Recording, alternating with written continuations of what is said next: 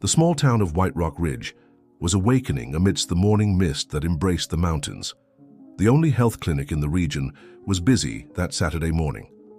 Sarah Mitchell, 32, a respected pediatrician in the community, was arranging her bag while her husband Ryan packed the last suitcases into the trunk of their car.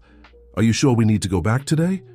"The forecast doesn't look good at all," commented Ryan, observing the dark clouds forming on the horizon. Sarah adjusted little Ethan, just 1 year old, in his car seat in the back. "I need to be at my shift tomorrow, honey. I don't have a choice." The Siesenfasch couple had enjoyed a rare weekend in the mountains, in the cabin they'd inherited from Ryan's parents. Moments of tranquility had been rare since Ethan's birth and Sarah's growing responsibilities at the health clinic.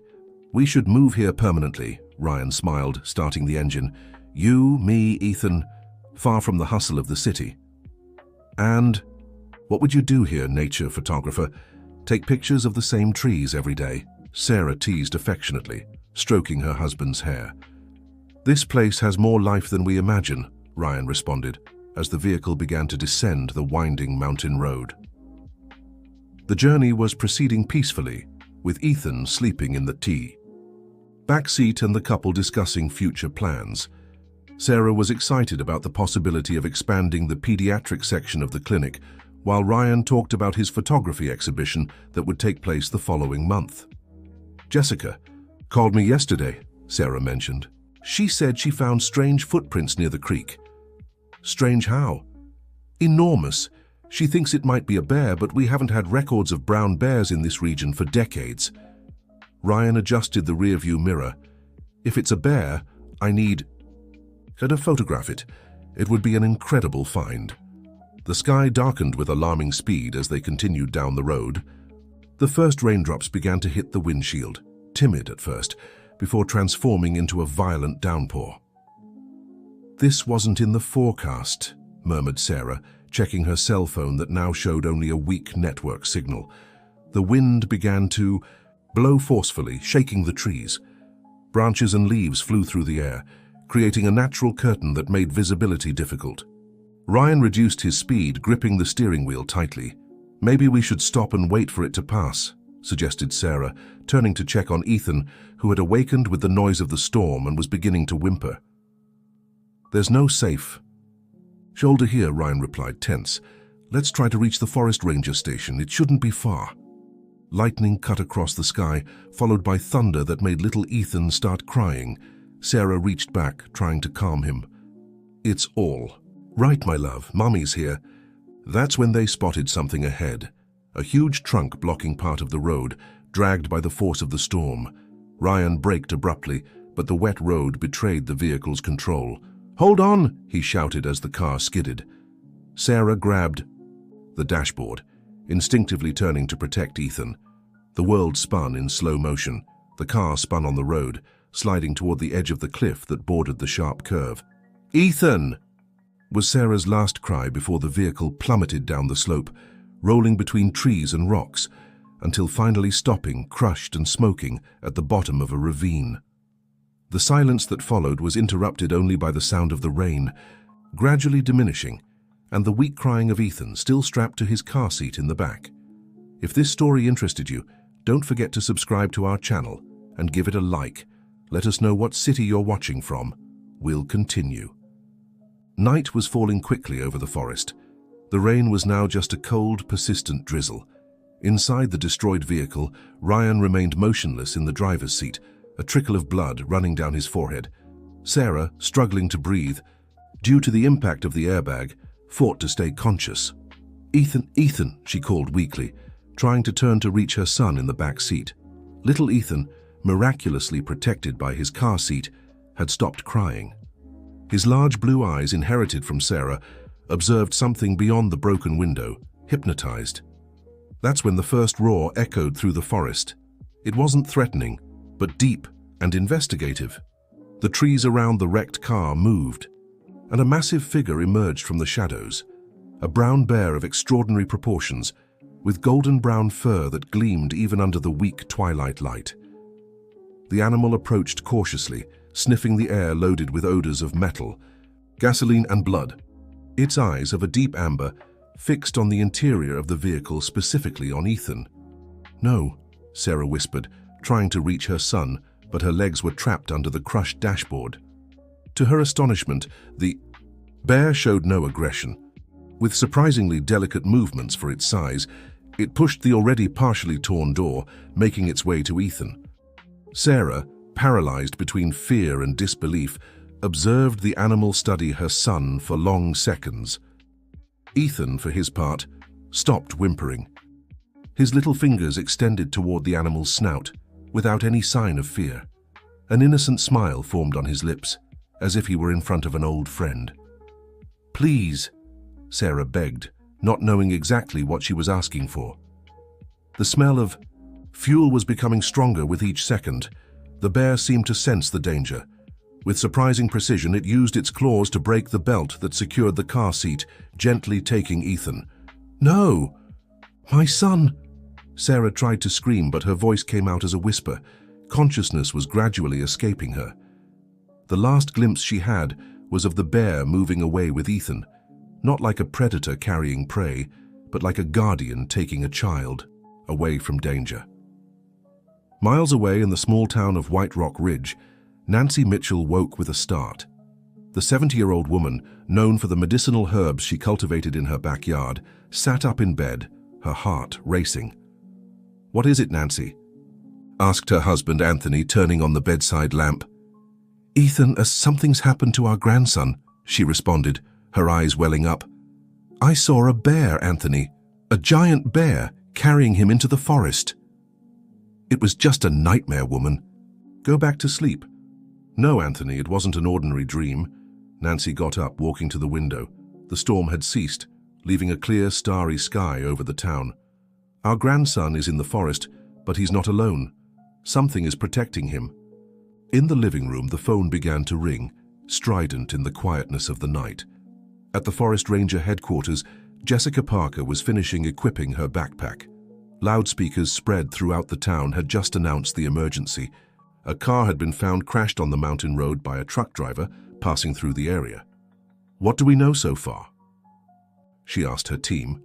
"The vehicle belongs to Sarah and Ryan Mitchell," answered one of the forest rangers. "They were returning to town with their young son. The truck driver who made the call said the adults are alive but unconscious." "And the child?" "Not found. The car seat was empty." Jessica took a deep breath, adjusting the flashlight on her belt. "We're going to need the entire search team. Alert the volunteers. This will be a long night." While coordinating the preparations, Jessica felt a shiver run down her spine. For weeks, she had been finding enormous footprints in the woods, larger than any animal that should inhabit the region.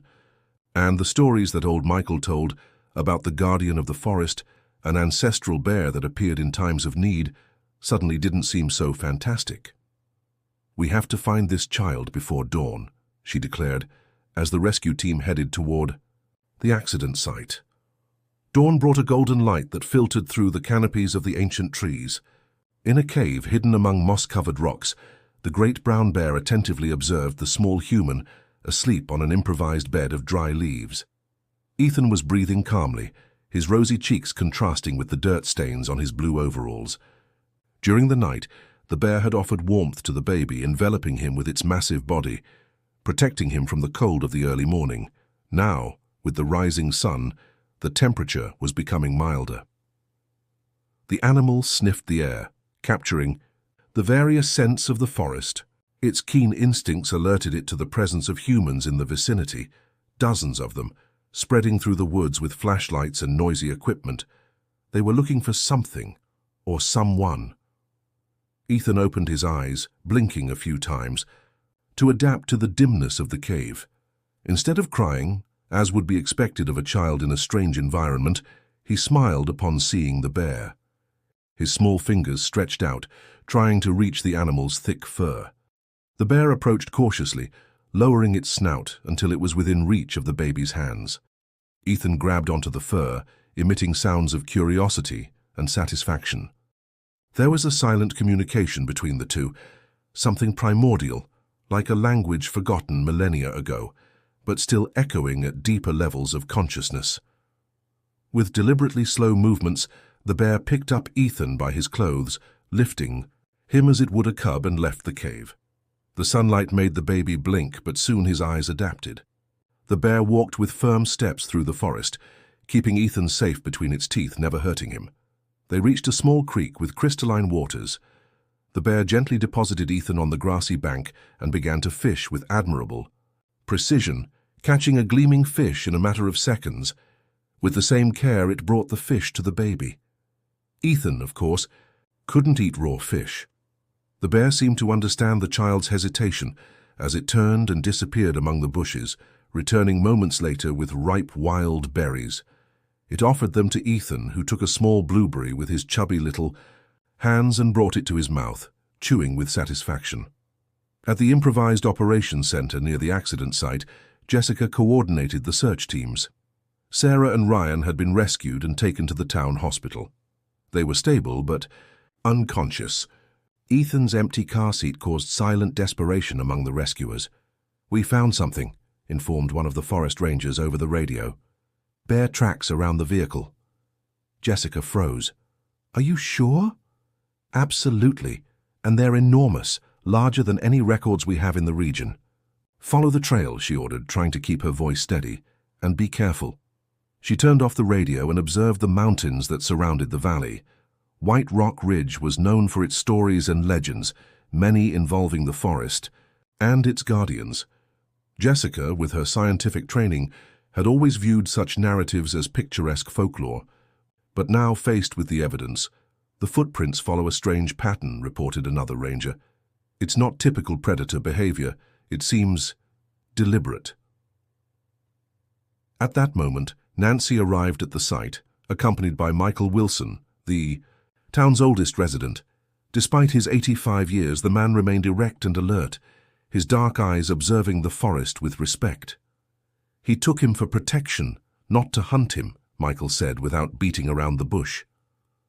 "What are you talking about?" questioned Jessica. "The Guardian," Nancy answered before Michael could continue. "The ancestral bear that has protected this forest for generations." "You can't be serious." Jessica shook her head, incredulous. "I had a vision," Nancy insisted. "My grandson is alive in a cave in the mountains. The bear didn't hurt him, it's protecting him." "The footprints," interrupted one of the trackers, returning from the woods. "They don't lead into the interior of the forest, as we would expect. They follow a linear path, as if the animal knew exactly where it was going." A tense silence settled among the group. Jessica looked at the elderly people, then at the search team, divided between scientific skepticism and respect for local traditions. "Let's follow the footprints," she finally decided, "but with extreme caution. If there really is a bear, we want to avoid confrontation." "You won't find him unless he wants to be found," said Michael, looking at the sky that was beginning to cloud over again. "And if you do find him, don't try to separate the child from the Guardian by force. There's a greater purpose at work here." Nancy nodded, her eyes fixed on the dense forest ahead. "My grandson was chosen. We need to understand why." The municipal hospital of White Rock Ridge, with its faded green walls and narrow corridors, had never been so busy. Nurses and doctors moved hurriedly between the rooms, while curious onlookers gathered in the reception area, eager for news about the accident. In the mountains, in room 103, Sarah Mitchell woke with a start, her wide eyes scanning the unfamiliar environment. Tubes and devices connected her to monitors that beeped rhythmically. She tried to get up, but the sharp pain in her chest made her retreat. "Easy, my daughter." "You need to rest," said Nancy, who was keeping vigil beside the bed. "Mom," Sarah whispered, her voice hoarse. "Ethan, where's my son?" Nancy held her daughter's hand firmly. "They're looking for him. Jessica is personally leading the search." "No." "You don't understand," Sarah became agitated. "The bear, a huge bear, took my son. I saw it."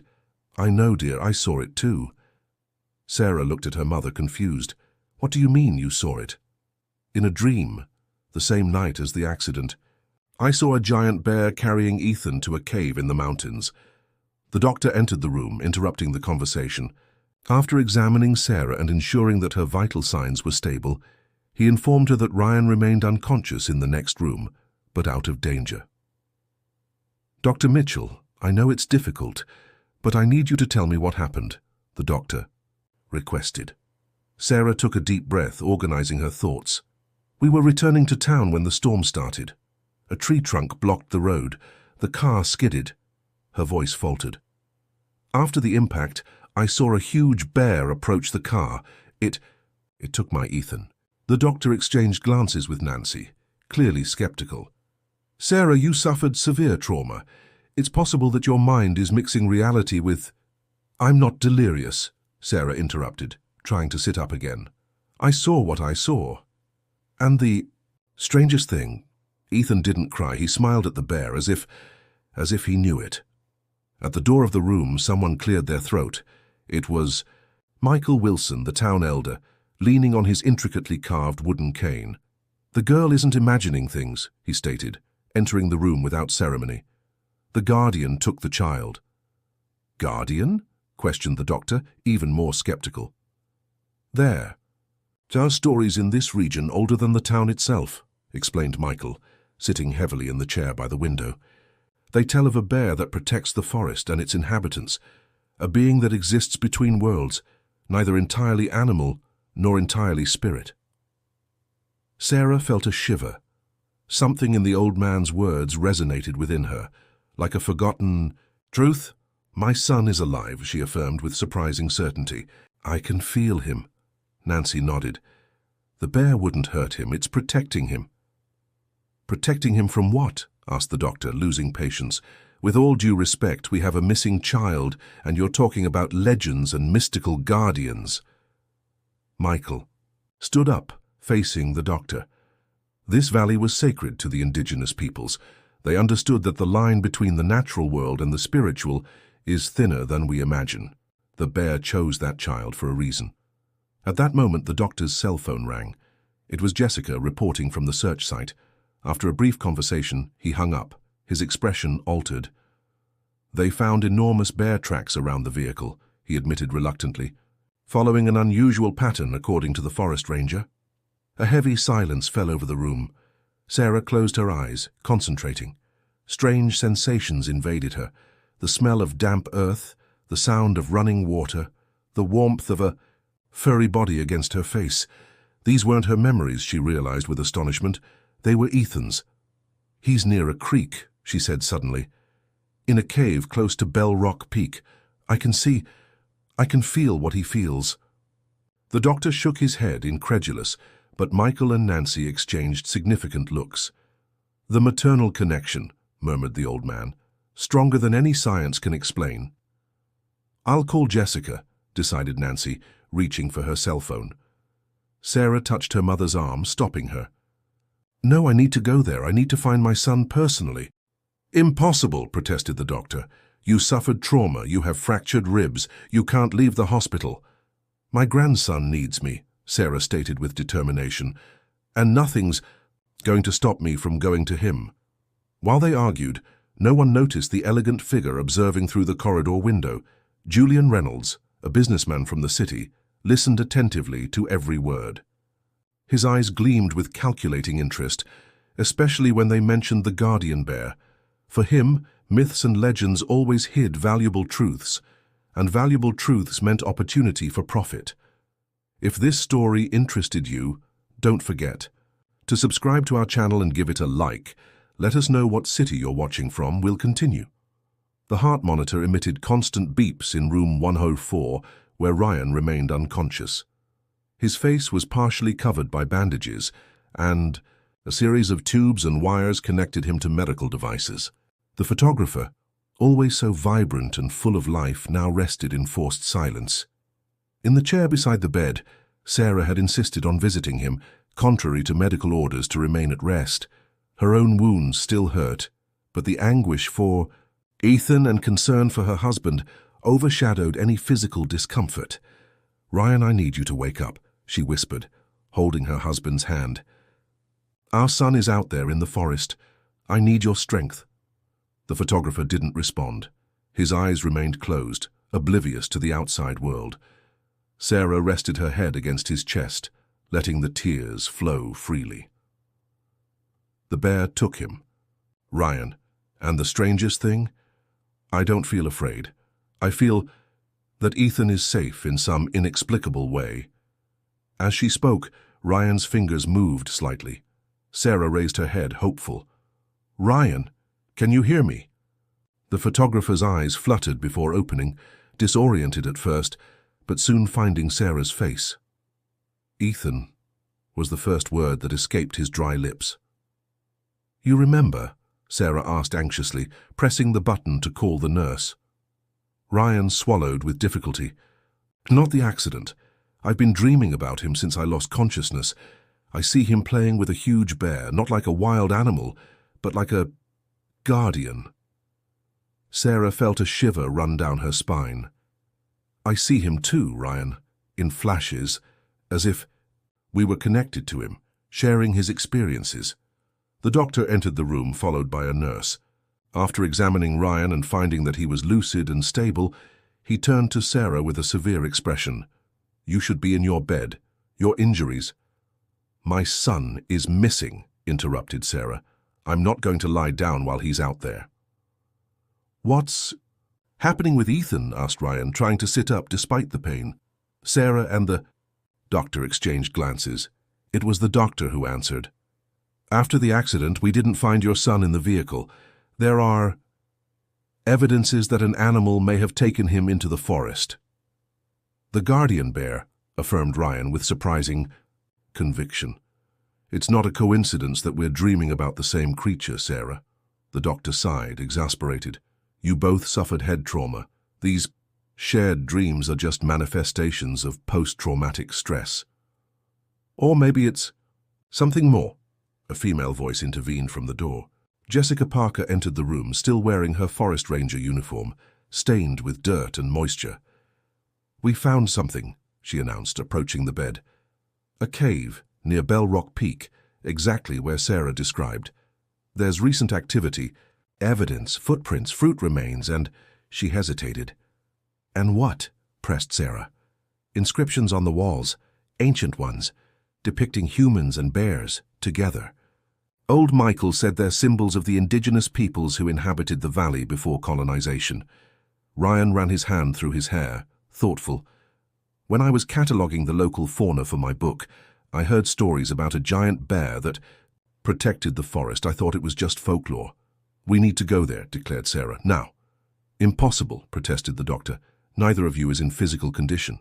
My son is out there, insisted Sarah, standing up despite the pain. And if I'm right, he's calling for us. The room was invaded by a hurried nurse, addressing Jessica directly. The search team just reported. There's a man from the city offering resources and equipment to locate the boy. Says he has experience in wilderness rescues. Who? Asked Jessica, frowning. Julian Reynolds, that TV businessman, owner of that luxury resort chain. Ryan and Sarah exchanged worried looks. They knew Reynolds' reputation, a ruthless man in his business dealings, famous for exploiting natural areas for tourism development, often ignoring environmental impacts. What's he doing here? Asked Ryan, suspicious.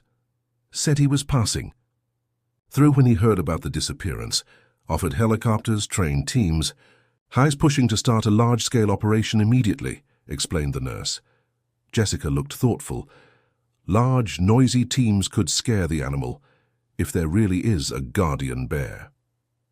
There is, affirmed Sarah and Ryan in unison, with a certainty that surprised everyone in the room. And Reynolds can't get to him first, added Sarah. I don't trust that man's intentions. Neither do I, agreed Jessica. There's something very strange about his sudden interest in a missing child, in a town that doesn't even appear on the tourism map. In the depths of the forest, Ethan had found an unlikely home. The brown bear, which the town's inhabitants were beginning to call the guardian, cared for the boy with almost maternal devotion. Each dawn it took him near the creek, teaching him to recognize the forest's safe foods. That morning, little Ethan could already crawl with skill over the ground covered with moss and leaves, following the bear like a shadow. His blue eyes observed attentively each movement of the animal, each choice of path, each sniffing that the bear performed. Most surprising was the way Ethan seemed to absorb the bear's behaviors. When the animal smelled a fruit before biting it, Ethan did. The same with the small wild berries he picked. When the guardian suddenly stopped, raising its snout to test the wind, Ethan also remained motionless, his curious eyes scanning the vegetation. They reached a clearing where rays of sunlight formed golden pools on the grass. In the center, a white stone, almost luminous under the morning light, stood out like a natural altar. The bear approached it with reverence, touching it lightly with one of its paws before sitting down. Ethan, intrigued, crawled to the stone and placed his little hands on the polished surface. A shiver ran through the boy's body. Strange and new sensations flooded his still-forming mind. Images of ancient men, painted with tribal symbols, side by side with bears. Rituals under the stars. Commitments sealed with blood and fire. The bear watched attentively, as if it could see the visions passing through the boy's mind. When Ethan finally moved away from the stone, his eyes had changed. They were no longer just the curious eyes of a child. There was a gleam of recognition in them, of understanding beyond his years. In the hospital of White Rock Ridge, Sarah felt the same shiver. She was finishing dressing, contrary to medical orders to remain hospitalized, when a wave of images invaded her mind. The white stone, the ancient rituals, the union between men and guardian bears. She leaned against the wall to avoid falling, breathless. "What is it?" asked Ryan, who was also preparing to leave the hospital despite the medical team's protests. "Ethan, he touched something, a white stone. I saw things through him, Ryan. Our son is connected to something very ancient." Ryan approached, holding his wife's hands. "I felt it too, like a door opening in my mind." Nancy entered the room at that moment, accompanied by Michael. The old man carried an ancient book, bound in leather worn by time. "They found this," announced Nancy, extending an object to Sarah. It was a small stone amulet, carved with the figure of a bear. Sarah touched it, feeling the energy emanating from the piece. "Where was it?" "Among your father's belongings," answered Nancy. "He never told you, but your family has an ancient connection with the forest guardians. Your great-grandfather was one of the last shamans of the region before the arrival of the colonizers." Sarah looked at the amulet, then at her mother, incredulous. "Why did you never tell me this?" "Your father believed it was better to leave the past behind, that these traditions had no place in the modern world," explained Nancy, with regret in her voice. "But it seems that blood doesn't forget, and the guardian recognized this in Ethan." Michael opened the book, revealing yellowed pages covered with drawings and notes in an unknown language. "This is the last record of the forest guardians," he explained. "It speaks of an alliance between chosen men and the ancestral bears, a promise of mutual protection, sealed on the sacred stones of the valley." "The white stone in the clearing," murmured Sarah, remembering the vision. Michael nodded. "The last human guardian disappeared 5 generations ago. They say the bears waited, but no other appeared with the gift. Until Ethan," concluded Ryan. "The lineage continued even without knowledge," agreed Michael, "and now the guardian has recognized the ancient blood in the child." Jessica entered the room, her countenance worried. "Reynolds has mobilized a private team. They're equipped with tranquilizer rifles and traps. They claim they're going to capture the bear to save the child." "He doesn't want to save anyone," said Ryan, tying his bootlaces. "He wants the bear. A rare specimen, possibly the last of its lineage. Imagine the value for a collector or for exhibition in one of his resorts." "We have to stop him," declared Sarah, putting the amulet in her pocket. "And we have to reach Ethan first." "You can't do this alone in your condition," warned Jessica. "We won't be alone," replied Sarah with surprising determination. "The forest will help us." Michael smiled, nodding as if Sarah had finally understood a fundamental truth. "The blood has awakened. The granddaughter finally accepts the call that the son received." "Reynolds left with the team 20 minutes ago," informed Jessica. "They're heading toward Bell Rock." Sarah stood up, ignoring the pain in her ribs. "Then we have no time to lose. Let's take the old path, the one that only the natives knew." "How do you know about that path?" asked Ryan, surprised. Sarah touched the amulet in her pocket, feeling it vibrate slightly as if it had a life of its own. I don't know. I just know. The valley of White Rock Ridge had never witnessed such activity.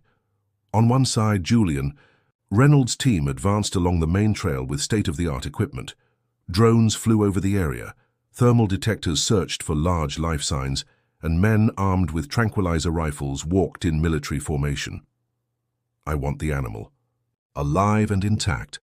Reynolds ordered over the radio, supervising the operation from inside a luxurious all-terrain jeep. As for the child, he's our priority, obviously. His tone, however, made it clear where his interest truly lay. Beside him, a man in a lab. Coat analyzed hair samples found in the forest. Definitely Ursus arctos, sir, but the size is extraordinary, outside catalogued standards. A unique specimen, Reynolds smiled, his eyes gleaming with ambition. The centerpiece of my new themed resort. Environmentalists won't like this, warned the scientist. We're rescuing a child from a wild predator, countered the businessman with a cynical smile. We're the heroes of this story. By another path, almost invisible among the dense vegetation, Sarah, Ryan, Jessica, Michael, and Nancy advanced at a steady pace. Despite their recent injuries, Sarah and Ryan seemed driven by an inexplicable energy. The stone amulet that Sarah carried gradually warmed, as if responding to the proximity of its original owner. How are you managing this? Asked Jessica, observing with amazement how Sarah, despite her fractured ribs, walked with increasing ease. It's not me, replied Sarah, touching the amulet. It's as if the forest were sustaining me, healing me with each step. The connection is strengthening, explained Michael. The valley recognizes the blood of the ancient guardians. Ryan, who led the group with a flashlight, suddenly stopped. Listen. A sepulchral silence enveloped the forest. No birds, no insects, only the distant sound of wind among the leaves. The woods are warning us, murmured Nancy. The invaders are approaching the sanctuary. As if to confirm her words, the roar of a helicopter cut the sky above them. Reynolds, Ryan growled. He's going to scare away the bear. And Ethan.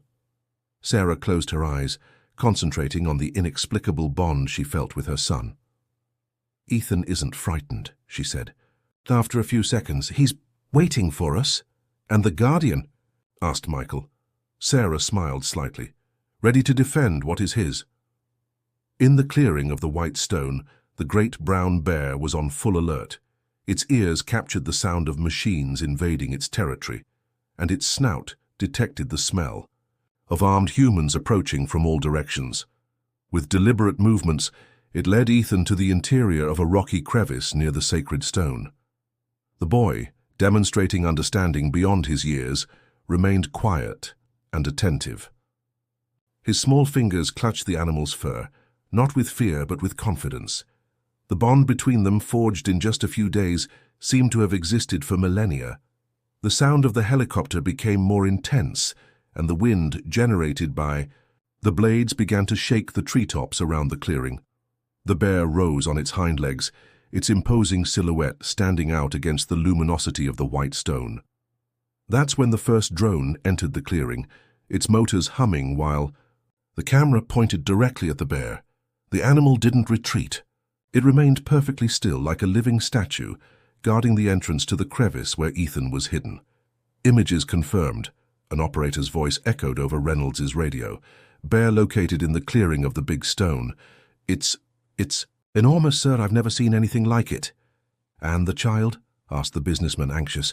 No visual sign, but the thermal sensors detect a small heat body near the animal, probably behind it. Reynolds smiled. Perfect. Surround the area. I want teams at all possible escape points. Use tranquilizers if necessary, but remember, the bear cannot be harmed. We're arriving too late, warned Jessica, as Sarah's group climbed the last slope before the clearing. They're already positioned throughout the area. Sarah stopped, breathless. The amulet in her hand now glowed with a soft light, pulsing like a heart. There's another entrance, she affirmed with surprising certainty. An underground passage that leads directly to the sacred stone. Michael looked at her admiringly. The caves of the ancients, I thought they were just legends. They're real, assured Sarah, and I know exactly where the entrance is.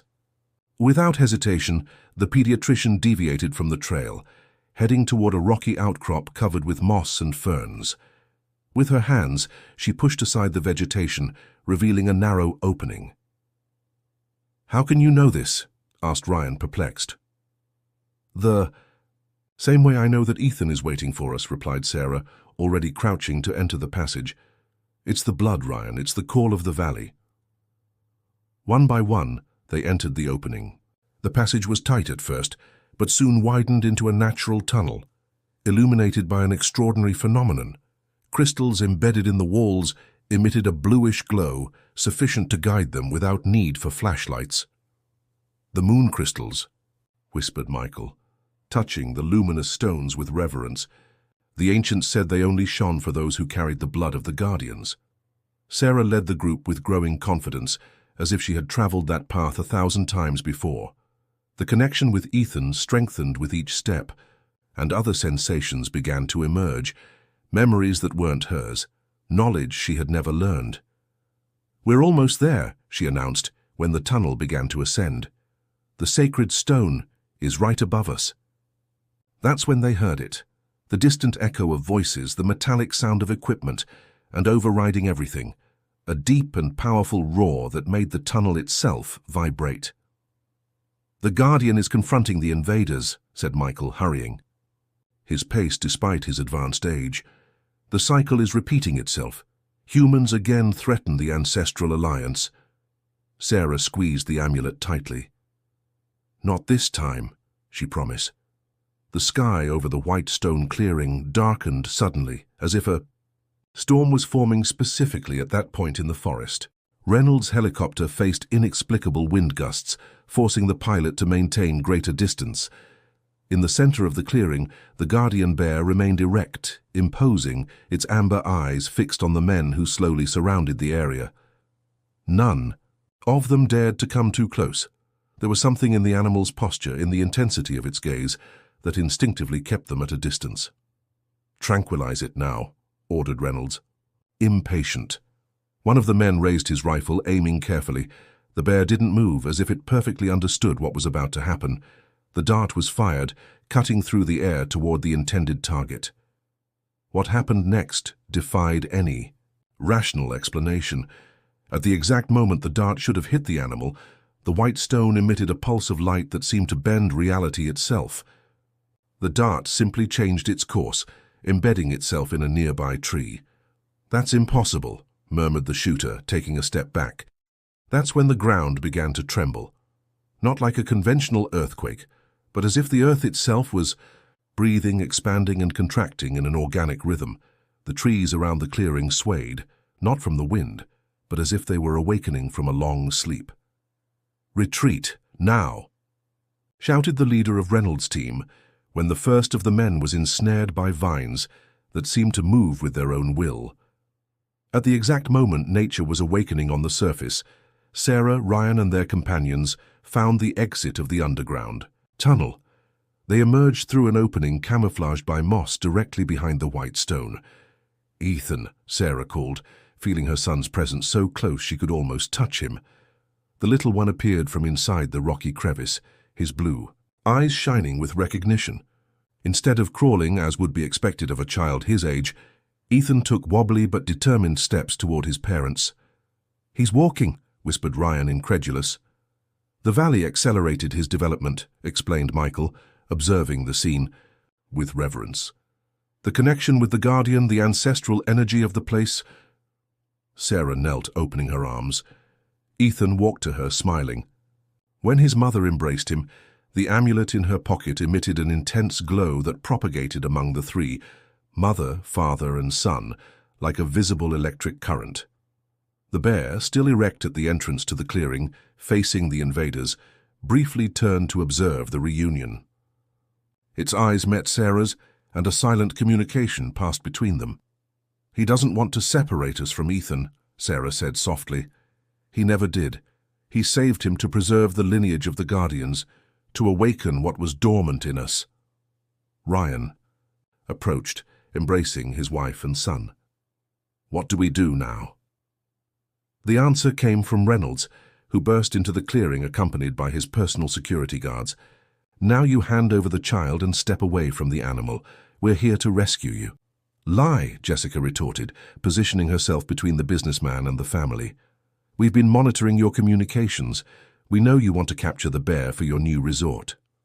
Reynolds smiled coldly. "An absurd accusation. I'm just helping in the search for a missing child." "A child who was never lost," replied Sarah, rising with Ethan in her arms. "My son was exactly where he needed to be, rediscovering our heritage." The businessman made a subtle gesture, and his men advanced, rifles in hand. "I don't have time for folkloric legends. This animal is a unique specimen, probably the last of its kind. Its scientific and commercial value is incalculable." That's when Ethan extended his small hand toward the bear, pronouncing his first word, "friend." The entire valley seemed to respond to that simple word. The white stone emitted an intense glow and roots emerged from the ground, forming a natural barrier between Reynolds and the family. The bear advanced, not threateningly but protectively, positioning itself beside Sarah, Ryan, and Ethan. "What's happening here?" demanded Reynolds, retreating from the inexplicable phenomenon. "The awakening of the valley," answered Nancy, her voice carrying surprising authority. "The renewal of the ancestral pact between the human guardians and the forest." Sarah stepped forward, the amulet now openly glowing in her hand.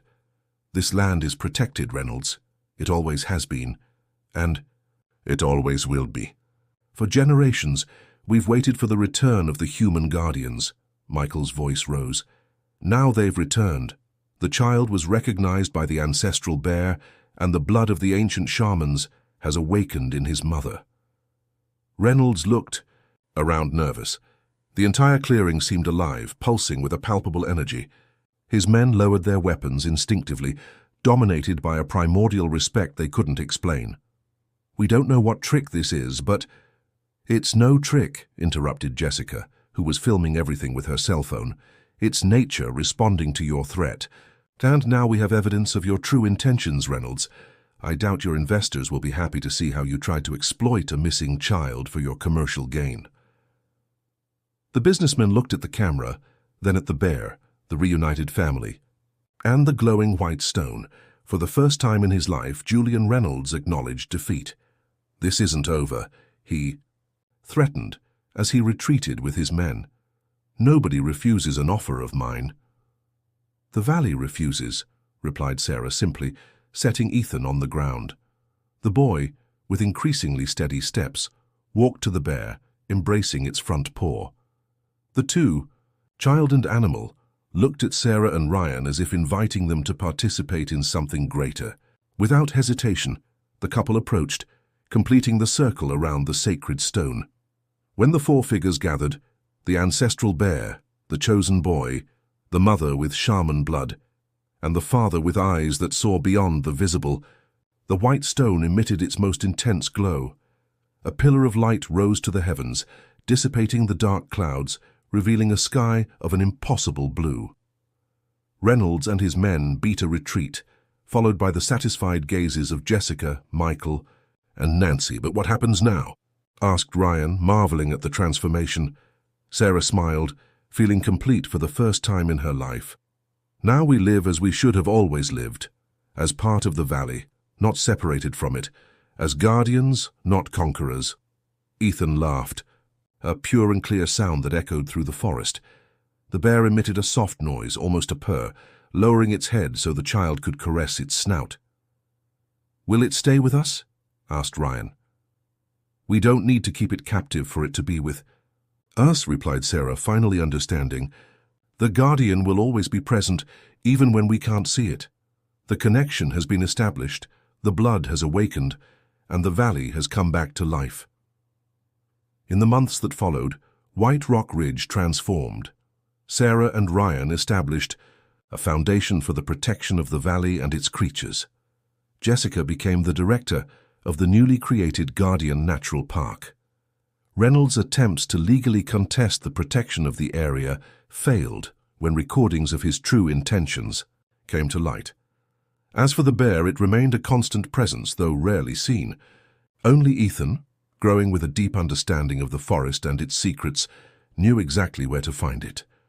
And on full moon nights, the oldest inhabitants of the town swore they saw 3 silhouettes at the top of Bell Rock: a woman, a man, and a child, accompanied by a 4th figure, immense and majestic, whose amber eyes shone like earthly stars in the darkness of the night. If this story interested you, don't forget to subscribe to our channel and give it a like. Let us know what city you're watching from.